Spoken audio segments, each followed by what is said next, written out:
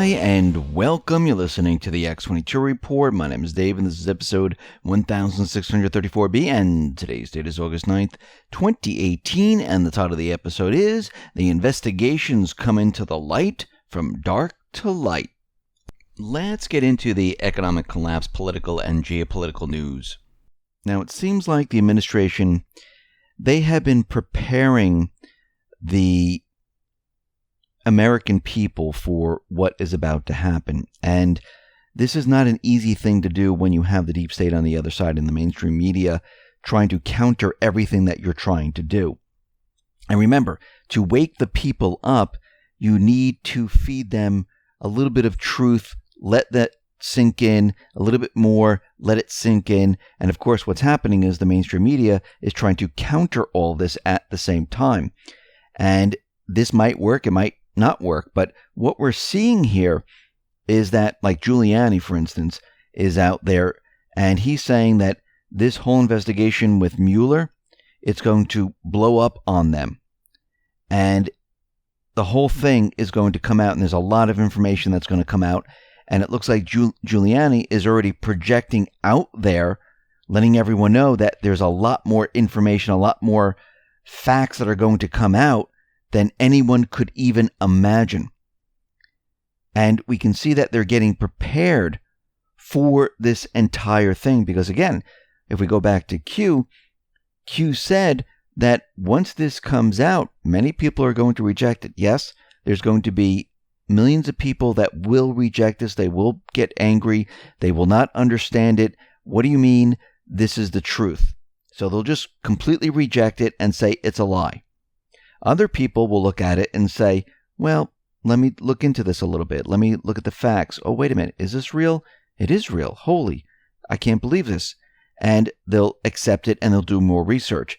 And we're going to see a mix of people. Now, on the other side, the deep state and the mainstream media, what they're going to do is they're going to push the agenda to continue the lies and convince people that these are all lies. Now, the way they are doing this is they're shutting down certain alternative media sites. They're getting prepared for this. I mean, we saw this once before prior to a shooting or something like that where people were receiving strikes. So once that event occurred and people reported on it, they would receive additional strikes and those channels would go down. It seems now what they're doing is they're already preparing for it. What are they doing? They're taking down certain sites, big ones. This way they can't report on it. You won't see it on YouTube. You won't hear it on Twitter. You won't see it on Facebook. And they're going to continue to do this because they know what's coming.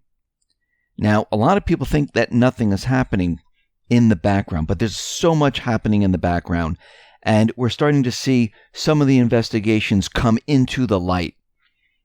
And according to a Little Rock radio station, 102.9, Karn, K-A-R-N, the FBI was seen loading boxes into a Department of Justice Boeing 757 cargo plane in Little Rock, Arkansas.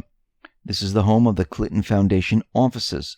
The plane was loaded full of document-type boxes, and there aren't too many places in Little Rock that could fill a cargo plane full of boxes. It is no secret that the U.S. Attorney John Huber is investigating Uranium One and the Clinton Foundation, and now the FBI has opened up a new investigation into the Clintons. Now, what's very interesting, Trump has come out at the same time that this is happening and tweeted the following.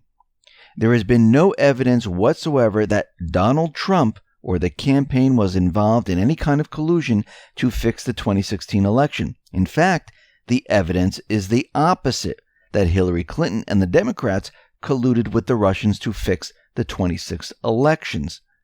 And of course, colluded with the Uranium One deal, colluded with certain Russians for the dossier. And we can see how they're projecting out there and trying to tell people what is about to hit. Now, something else is very interesting is that Jeff Sessions, in July 30th, he took a trip to Little Rock, Arkansas, and he was out there. So this is very interesting, and this is not a coincidence. Remember what Q always says, that there are no coincidences, and we can see that certain things are happening and they are moving forward right now. We see Mattis is out there, and he's saying that the work with the Taliban, it is going well. They are under pressure to talk, and this is basically what they did back in North Korea. They are having secret talks with the Taliban behind the scenes, and they're trying to bring this entire war in Afghanistan to a close. And remember, this war has been going on for 17 years, which the deep state actually started. And we can see right now they're making their move to bring peace in this area. Yes, a lot of people don't see it right now, just like they didn't see North Korea, but this is exactly what is happening. Now, yesterday we reported on North Korea, and we had some satellite images to show that, yes, North Korea is denuclearizing. They're just dismantling some of their missile sites and things like that. Today, something else very interesting happened. North Korea has slammed U.S. officials for trying to undermine the North Korea denuclearization deal behind President Trump's back. And this is coming out of the country's official news agency, KCNA. Now, North Korea pointed out that in addition to taking such practical denuclearization steps as discontinuing its ICBM testing and dismantling nuclear facilities, they allowed the repatriation of the U.S. POW MIA remains. And they said, we hoped that these goodwill measures would contribute to breaking down the high barrier of mistrust existing between North Korea and the U.S. and to establish mutual trust. However, they said, the U.S. responded to our expectations by inciting international sanctions and pressure against North Korea. Now, in the KCNA news, it says the U.S. is attempting to invent a pretext for increased sanctions against North Korea by mobilizing all their servile mouthpieces and intelligence institutions to fabricate all kinds of falsehoods on our nuclear issue. They made public the North Korea Sanctions and Enforcement Actions Advisory and additional sanctions and call for collaboration in enforcing sanctions and pressure upon us even at the international meetings. And all of this is being done despite Trump's intention to negotiate in good faith. Now, what they're saying here is that Trump's intentions are on the right track, but members of the administration are undermining the historic progress made in U.S. and North Korea relations. So it seems that Kim Jong-un is giving Trump ammo to go after certain individuals in the administration, sources, and the mainstream media for trying to derail the historic peace deal.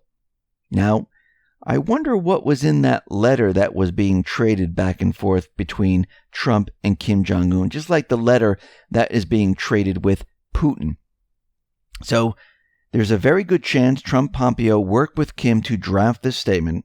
They now have public justification to investigate where these claims are coming from. Seems like it was a setup to me. And it looks like they're going after the mainstream media to call them out and say fake news. Going after these individuals that are putting this information out there. Remember, this is all fake news created by the deep state. What do they want? They want war. And they're trying to get it any way they possibly can. And if you look in the corporate media today, all you can see is the push for war. This is how bad they want it. The same thing's happening with Iran.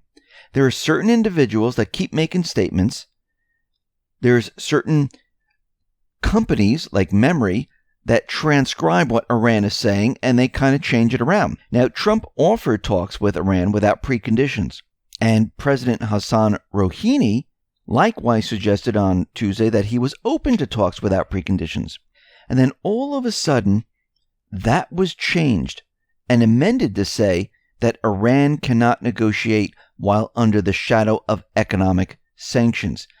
So, once again, this is being transcribed. It was changed from what he originally said to something completely different. And we know exactly what's going on here. They don't want new negotiations. They don't want peace with Iran.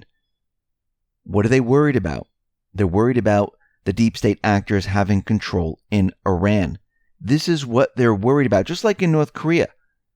The same thing is happening, and they're manipulating the news stories to make you think something else is happening. Now, we see that the Syrian armed forces, they are dropping thousands of leaflets over the eastern Idlib countryside, and normally when they do this, it's for a major offensive. And the leaflet says, your cooperation with the Syrian Arab army saves you from the control of militants and protects your lives and the lives of your families. And this is what the leaflet reads. And what's happening here is that the paid mercenaries, they're held up in a certain area, and this is the last remaining areas. And the Syrian armed forces are ready to move in. Now, it looks like a lot of refugees are coming back into Syria. Between January and October of last year, 700,000 Syrians returned, even more this year. And what's very interesting is that the people that are returning, they are very happy to be home. They want to open up their businesses. They want to live their lives. They're actually out there saying, thank God the electricity is back and life went back to normal again. Another man making the trip from Lebanon by bus said that they're thinking of moving back because it's become safer. As for why I'm going back, there is no place like home. These refugees, they didn't want to go into Germany. They didn't want to go into another country. They wanted to stay where they were.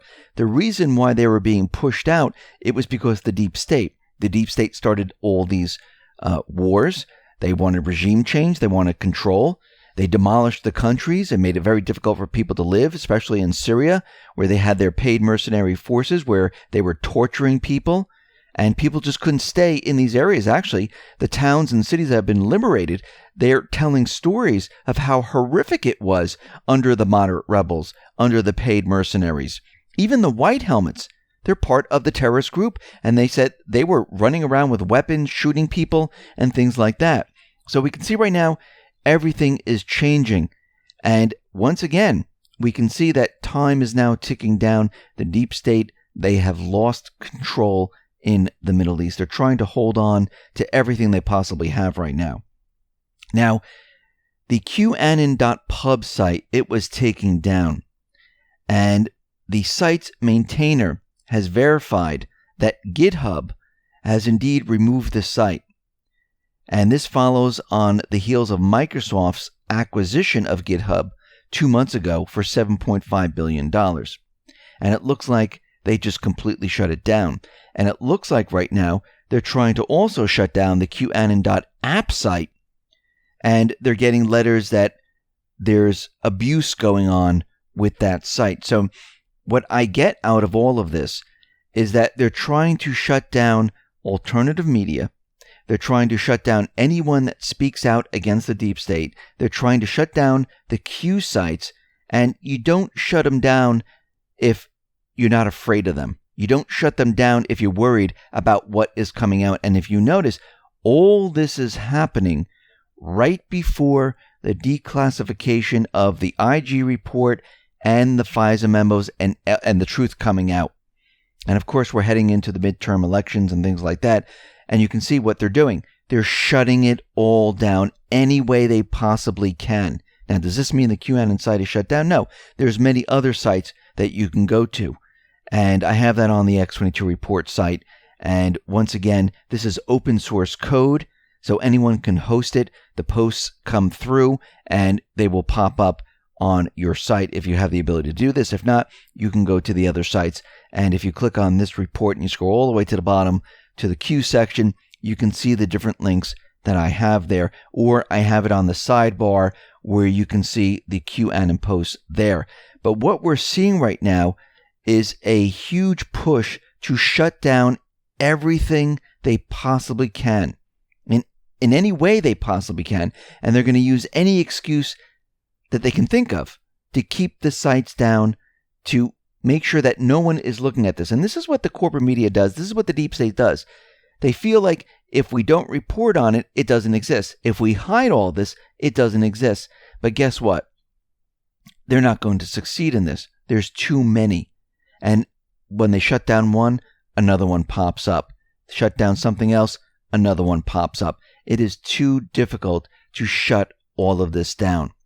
And you can see that all these investigations, everything that's going on, everything in the dark is coming out into the light. And I think in the next week, we're going to see so much happening here. The deep state, the mainstream media, they're going to be going into overdrive to try to shut this all down. And they might even become desperate enough to do something crazy. Listen, everyone, thanks a lot for listening. Be well, be safe, and especially be prepared. Thanks a lot.